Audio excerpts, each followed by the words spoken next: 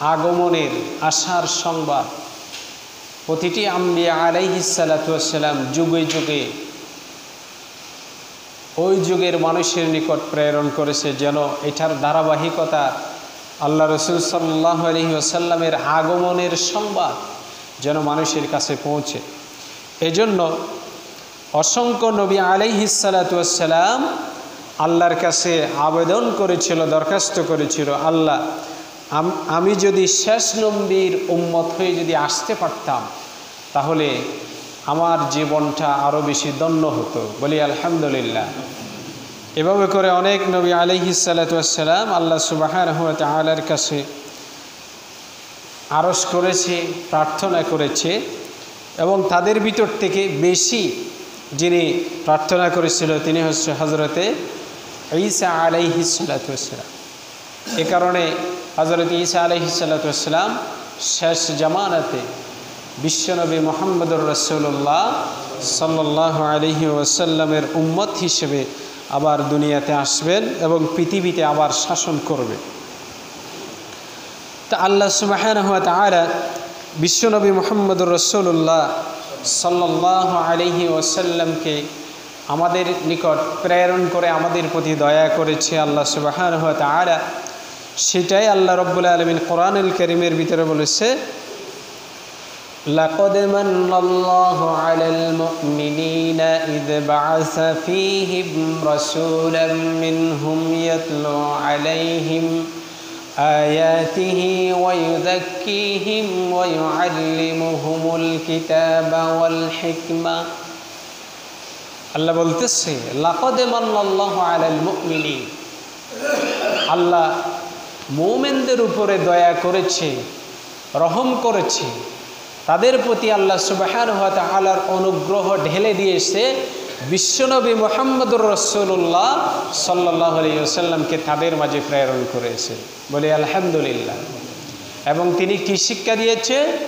কিতাব, হিকমা, জ্ঞান, প্রজ্ঞা সব কিছু বিশ্বনবী মুহাম্মদুর রাসূলুল্লাহ সাল্লাল্লাহু আলাইহি ওয়াসাল্লামের মাধ্যমে। তাহলে রাসূল সাল্লাল্লাহু আলাইহি ওয়াসাল্লাম যে জামানাতে এসেছে, যে সময়কালে এসেছে, ওই সময়কালকে কি বলা হতো? আইয়ামে জাহেলিয়া। অর্থাৎ যেখানে মানুষের বিবেকবোধ, জ্ঞান বুদ্ধি সম্পন্ন মানুষ জ্ঞান ছিল, কিন্তু মানবতাবোধ, কল্যাণবোধ, রহম, দয়া এগুলো ছিল না। এই ধরনের একটি সমাজে, এই ধরনের একটি অঞ্চলে, এই ধরনের একটি পরিবেশে ভিতরে আল্লাহ সুবহানাহু ওয়া তাআলা বিশ্বনবী মুহাম্মদুর রাসূলুল্লাহ সাল্লাল্লাহু আলাইহি ওয়াসাল্লামকে প্রেরণ করে গোটা পৃথিবীকে পরিবর্তন করে দিয়েছে। বলি আল্লাহু আকবার।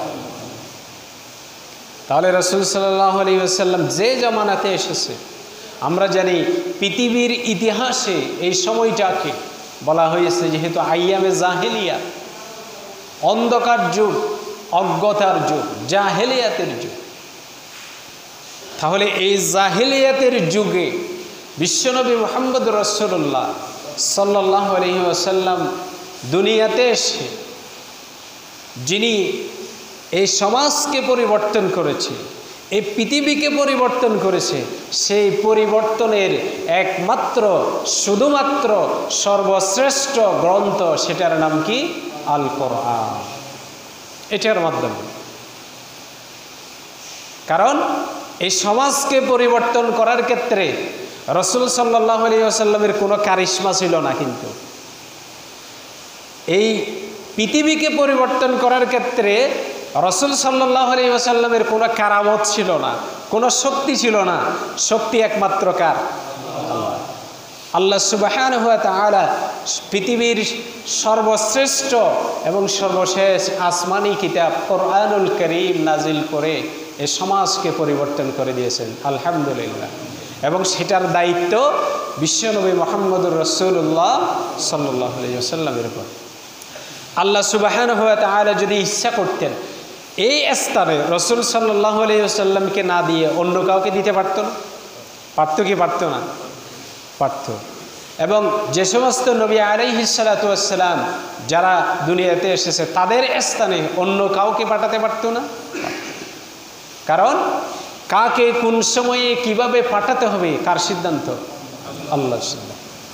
এজন্য তাহলে রাসূল সাল্লাল্লাহু আলাইহি ওয়াসাল্লাম একটি সমাজকে পরিবর্তন করেছে, সেটা আল্লাহ সুবহানাহু ওয়া তাআলা মানুষকে যাতে আবার আল্লাহর চেয়ে রাসূল সাল্লাল্লাহু আলাইহি ওয়াসাল্লামকে বেশি মর্যাদা না দেয়, আল্লাহর চেয়ে রাসূল সাল্লাল্লাহু আলাইহি ওয়াসাল্লামকে অধিকার যেন আবার বেশি না দেয়, সেজন্য আল্লাহ সূরা জুমার 2 নম্বর আয়াতে কি বলেছে?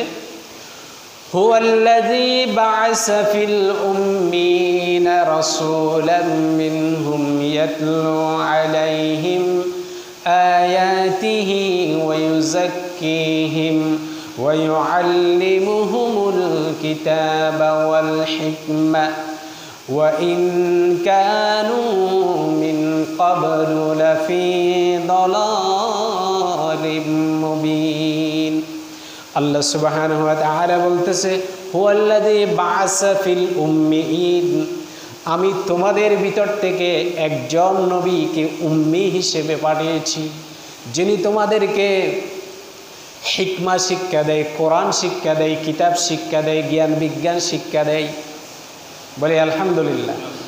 তাহলে রাসূল সাল্লাল্লাহু আলাইহি ওয়াসাল্লাম এই জমিনের উপরে আল্লাহ রসুলের কি কোনো শিক্ষক আছে? মানুষের ভিতরে আল্লাহ রসুলকে শিক্ষাদান করেছে এইরকম একজনও কি আছে? তাহলে রাসূলুল্লাহ ইসলামের শিক্ষককে আল্লাহ।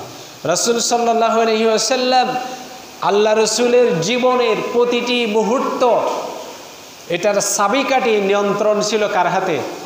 আল্লাহ।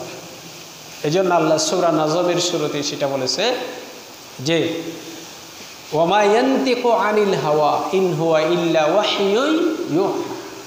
রাসূলুল্লাহ ইসলাম নিজের থেকে কোনো কিছু বলে নাই, কোনো কিছু করে নাই, যা কিছু করেছে বলেছে সব কার হুকুমে? আল্লাহর ইশারায়, আল্লাহর হুকুমে করা হয়েছে, বলা হয়েছে। এজন্য রাসূল সাল্লাল্লাহু আলাইহি ওয়াসাল্লামের বিশেষ করে নবীদের জীবনের চাবিকাঠি কিন্তু কার হাতে? আল্লাহ। আল্লাহ সুবহানাহু ওয়া তাআলা স্বয়ং নবীদেরকে পরিচালনা করতেন।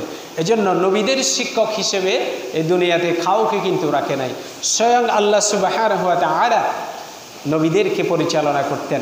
এজন্য আল্লাহ রাব্বুল আলামিন বলতেছে যে আমি তোমাদের ভিতর থেকে একজন উম্মি নবী। উম্মি মানে যিনি লিখতে পারে না নিজে নিজে দেখে দেখে, যিনি আবার দেখে দেখে পড়তে পারে না, এদেরকে বলা হয় কি? উম্মি। অথচ রাসূল সাল্লাল্লাহু আলাইহি ওয়াসাল্লাম এখানে একটা শিক্ষা আছে, এটা হচ্ছে রাসূলুল্লাহ ইসলামের মুজিজা।